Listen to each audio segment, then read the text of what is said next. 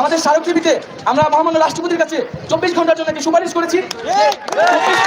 আগামী 24 ঘন্টার মধ্যে আমরা চাই সংসদে অধিবেশন ডেকে সেটার আইন পাশের জন্য কার্যকর ব্যবস্থা নেওয়া হোক অথবা অধিবেশন আহ্বান করা হোক। আগামী 24 ঘন্টার মধ্যে এই দৃশ্যমান পদক্ষেপ দেখতে চাই। প্রধানমন্ত্রী শেখ হাসিনার চীন সফরে বাংলাদেশ কি কি অর্জন করলো তা নিয়ে বাংলাদেশের বিভিন্ন গণমাধ্যমে নানান ধরনের বিশ্লেষণ হয়েছে বা এখনো চলছে।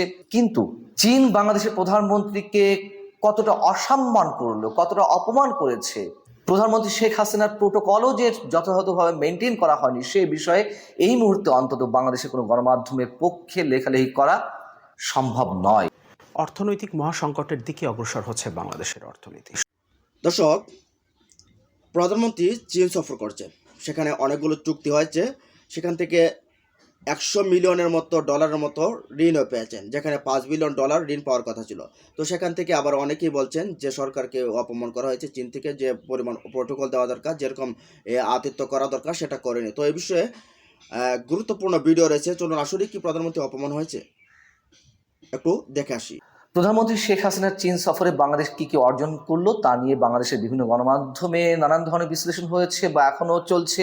কিন্তু চীন বাংলাদেশের প্রধানমন্ত্রীকে কতটা অসম্মান করলো, কতটা অপমান করেছে, প্রধানমন্ত্রী শেখ হাসিনার প্রোটোকলও যে যথাযথভাবে মেনটেন করা হয়নি সে বিষয়ে এই মুহূর্তে অন্তত বাংলাদেশের কোনো গণমাধ্যমের পক্ষে লেখালেখি করা সম্ভব নয়, কারণটি আমরা সবাই জানি।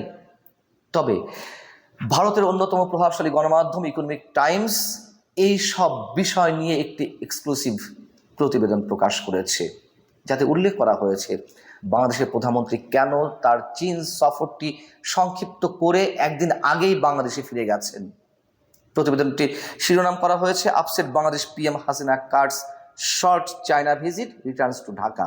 এবং এই প্রতিবেদনটিতে বলা হয়েছে এবারে চীন সফর ছিল বাংলাদেশের প্রধানমন্ত্রীর জন্য যথেষ্ট পরিমাণ হতাশাজনক এবং অস্বাভাবিক একটি সফর।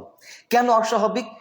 সেই জায়গাগুলোতে ইকোনমিক টাইমস বলছে বাংলাদেশের প্রত্যাশা অনুযায়ী চীনের যে প্রতিশ্রুতি ছিল বাংলাদেশের আর্থিক সহায়তা হিসেবে চীনের যে ঋণ দেওয়ার কথা ছিল $5 বিলিয়ন, সেখানে দেওয়া হয়েছে মাত্র $100 মিলিয়ন, এটি ইকোনমিক টাইমস বলছে। এবং বাংলাদেশের প্রধানমন্ত্রীর একটি প্রত্যাশা ছিল এবার চীনের প্রেসিডেন্ট শি জিনপিংয়ের সঙ্গে একটি দীর্ঘ বৈঠকের, কিন্তু শি জিনপিং শেখ হাসিনাকে হতাশ করেছেন। দীর্ঘ বৈঠক তো দূরের কথা, তাকে সময় দিয়েছেন খুবই সামান্য, যেখানে আসলে নীতিগত কোনো আলোচনা বা খুবই কার্যকর কোনো কথাবার্তা তেমন কিছুই হয়নি। সৌজন্যতামূলক তাকে সামান্য সময় দিয়েছেন শি জিনপিং। তার বদলে চীনের প্রধানমন্ত্রী লি কিকিয়াং তিনি বৈঠক করেছেন বাংলাদেশের প্রধানমন্ত্রীর সঙ্গে, যদিও সেই বৈঠকটি দীর্ঘ হয়েছে বইকি।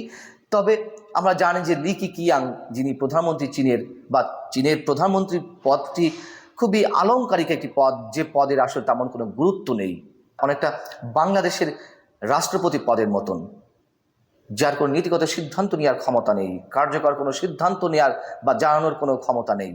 সেই প্রধানমন্ত্রীর সঙ্গে বৈঠক হয়েছে আমাদের প্রধানমন্ত্রীর।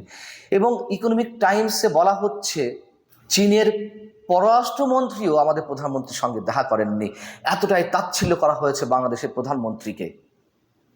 পাশাপাশি ইকোনমিক টাইমস আরও বলছে চীনের কোনো রাষ্ট্রীয় গণমাধ্যমে বাংলাদেশের প্রধানমন্ত্রীর এবারের সফরটি নিয়ে কোনো ধরনের গুরুত্ব দিয়ে কোনো রিপোর্ট প্রকাশ করেনি, যা কিনা চীনের যে বিগত দিনের ইতিহাস সেটির সাথে একেবারে আনইউজুয়াল একটি ঘটনা।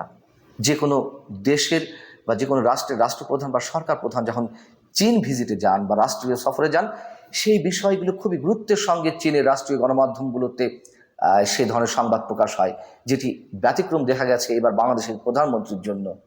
আর এসব কারণেই বিব্রত বোধ করেছেন বাংলাদেশের প্রধানমন্ত্রী শেখ হাসিনা। তিনি হতাশ হয়েছেন, সেই হতাশাগ্রস্ততার জায়গা থেকে তিনি বাধ্য হয়েছেন বা সরে এসেছেন চীন থেকে, তার সফর সংক্ষিপ্ত করে। ইকোনমিক টাইমস এও বলছে তার সফর সংক্ষিপ্ত করার জন্য যেই কারণটি উল্লেখ করা হয়েছে বাংলাদেশ সরকারের পক্ষ থেকে বা বাংলাদেশের পররাষ্ট্রমন্ত্রীর পক্ষ থেকে, যে প্রধানমন্ত্রী কন্যা সাইমা আজাদ পুতুল অসুস্থ তাকে সময় দেওয়ার জন্যই শেখ হাসিনা দ্রুত বাংলাদেশ ফিরে গেছেন। আসলে তা নয়, তার পেছনের কারণগুলো মূলত যা যা উল্লেখ করা হলো তাই। আর প্রধানমন্ত্রী শেখ হাসিনার তড়িঘড়ি করে বাংলাদেশে ফিরে আসার বিষয়ে যে বিশেষ কোনো সরকারেরই এখতিয়ার, এবং আমাদেরকে বলা হচ্ছে আমরা নাকি দাবি পরিবর্তন করছি, আমরা নাকি কার কাছে দাবি করব সেটাও পরিবর্তন করছি। আমরা প্রথম থেকে আমাদের বক্তব্য খুবই স্পষ্ট, কোটা সংস্কারের এখতিয়ার সরকারের, সেটা আমরা প্রথম থেকেই বলেছি, নির্বাহী বিভাগ এবং সরকারের, বরং সরকারই সেই দায় এড়ানোর চেষ্টা করেছে। আমরা এখন বলছি যে কোটা সংস্কার বা সেই পরিপত্র কিন্তু বাস্তবায়ন করবে সরকার বা নির্বাহী বিভাগই, কিন্তু আমরা চাচ্ছি আইন বিভাগের মাধ্যমে, জাতীয় সংসদের মাধ্যমে সেটাকে আইন করে যথাযথ বিধিবদ্ধ করার জন্য, যাতে জনপ্রতিনিধিরা এক্ষেত্রে ভূমিকা পালন করে। ফলে আমাদের এই বক্তব্য বা দাবি কিন্তু কখনোই স্ববিরোধী নয়, বরং আমরা যতগুলা দরজা আছে সবগুলা দরজায় যাচ্ছি, এবং আমাদেরকে দরজা থেকে ফিরানো হচ্ছে, এবং এই ফিরানোর পরে তারা আবার বলতেছে আমরা নাকি এক জায়গা থেকে আরেক জায়গায়। আজকে যদি তারা প্রথম থেকেই সরকারি যদি প্রথমে এখানে হস্তক্ষেপ করতো, তাহলে কিন্তু আমাদের এত বক্তব্য বা এত জায়গায় যাওয়া লাগতো না। তারপরও আমরা যাচ্ছি, আজকে আমরা মহামান্য রাষ্ট্রপতির কাছে এসেছি রাষ্ট্রের অভিভাবক হিসেবে। আমরা চাচ্ছি সরকারের কাছ থেকে যেহেতু আমরা আশ্বাস পাচ্ছি না, আমরা চাই তিনি হস্তক্ষেপ করে জাতীয় সংসদে আমাদের যে এক দফা দাবি, সেই এক দফা দাবির প্রেক্ষিতে আইন পাশ করতে ভূমিকা রাখবেন এবং প্রয়োজনে জরুরি অধিবেশন আহ্বান করবেন। আমরা এক্ষেত্রে আমাদের স্মারকলিপিতে আমরা মহামান্য রাষ্ট্রপতির কাছে 24 ঘন্টার জন্য একটি সুপারিশ করেছি। আগামী 24 ঘন্টার মধ্যে আমরা চাই সংসদে অধিবেশন ডেকে সেটার আইন পাশের জন্য কার্যকর ব্যবস্থা নেওয়া হোক, অথবা অধিবেশন আহ্বান করা হোক। আমরা আগামী 24 ঘন্টার মধ্যে এই দৃশ্যমান পদক্ষেপ দেখতে চাই, এবং আমাদেরকে যে দমন করার জন্য পরিকল্পনা করা হচ্ছে, আজকেও কিন্তু আমরা প্রমাণ করে দিয়েছি। ঢাকা বিশ্ববিদ্যালয়, জগন্নাথ বিশ্ববিদ্যালয়, ঢাকা 7 কলেজের প্রতিষ্ঠান সহ জাতীয় বিশ্ববিদ্যালয় অন্তর্ভুক্ত কলেজ সমূহ শিক্ষার্থীবৃন্দ, প্রাইভেট বিশ্ববিদ্যালয় শিক্ষার্থীবৃন্দ কিন্তু আজকে এই যে শেরেবাংলা কৃষি বিশ্ববিদ্যালয়, ঢাকার সকল শিক্ষা প্রতিষ্ঠান আজকে আমরা একত্রিত হয়েছি। আমাদের এই মিছিল কিন্তু থামানো যায় নাই, এবং আমরা যা সেটা দেখানোর চেষ্টা করতেছি, আমরা চাইলেই কিন্তু 10,000 20,000 মানুষের জমায়েত করতে পারি। তো আমরা চাচ্ছি না কোন ধরনের কঠোর কর্মসূচি, কোন ধরনের জনদুর্ভোগ কর্মসূচি যেতে আমাদেরকে বাধ্য করা হোক। আমরা চাচ্ছি 24 ঘন্টার মধ্যে একটা দৃশ্যমান পদক্ষেপ নেওয়া, এবং আমাদের সাথে আমাদের যে দাবি, সেই দাবি পূরণ করা হোক। আমরা আগামী 24 ঘন্টা পর্যবেক্ষণ করব সরকারের তরফ থেকে, মহামান্য রাষ্ট্রপতির তরফ থেকে, এবং দায়িত্বশীল ব্যক্তিদের পক্ষ থেকে কি ধরনের বক্তব্য এবং পদক্ষেপ আসছে সেটি আমরা পর্যবেক্ষণ করে আমরা পরবর্তী আমাদের কর্মপরিকল্পনা ঠিক করব। এবং আরেকটি বিষয়, আমাদের নামে যে মামলা করা হচ্ছে, শাহবাগ থানায় অজ্ঞাতনামা মামলা করা হয়েছে, আমরা বলেছিলাম 24 ঘন্টার মধ্যে সেই মামলা প্রত্যাহার করতে হবে। আমরা এটি আরো 24 ঘন্টা বাড়িয়ে দিচ্ছি আজকে, এবং এই 24 ঘন্টার মধ্যে যদি মামলা প্রত্যাহার না করা হয়, তাহলে কিন্তু আমাদের কর্মসূচি কঠোর থেকে কঠোর হবে। তো দর্শক, আপনারা এতক্ষণ দেখলেন যে ভিডিওতে যে আমাদের প্রধানমন্ত্রী, মাননীয় প্রধানমন্ত্রী, তিনি যে চীন সফরে গেছিলেন। এর আগে 2 বার ভারত সফর করেছেন। তারপর ভারতের যে কাছ থেকে অনেক বিএনপি রাজনীতিবিদরা তারা বলছেন যে সেখান থেকে অনুমতি নিয়েই তাকে যেতে হয়েছে চীন সফরে। তবে একটা দেশের প্রধানমন্ত্রী চীনে কীভাবে যাবেন সেটা অন্য বিষয়, রাজনৈতিক বিষয় তারা আলাপ করছে।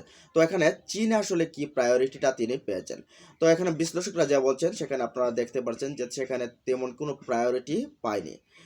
একজন আফ্রিকার একটি দেশ, গিনি কি একটা দেশ জানি, সেই দেশটার প্রেসিডেন্ট যেরকম একটা আত্মীয়তা পেয়েছেন বা প্রায়োরিটি পেয়েছেন, সেটাও পায়নি দক্ষিণ এশিয়ার একটা অন্যতম একটা দেশ বাংলাদেশ।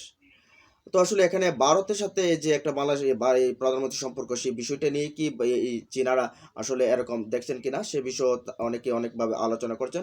তো আপনাদের মনে হয় কি, যে চীনে যে প্রধানমন্ত্রী গেছেন সেখানে আসলে প্রায়োরিটি না পাওয়ার কারণটা কি, কেন পায়নি, সেই বিষয়টা আপনারা জানেন কমেন্ট বক্সে। ভালো থাকুন, সুস্থ থাকুন, আল্লাহ হাফেজ।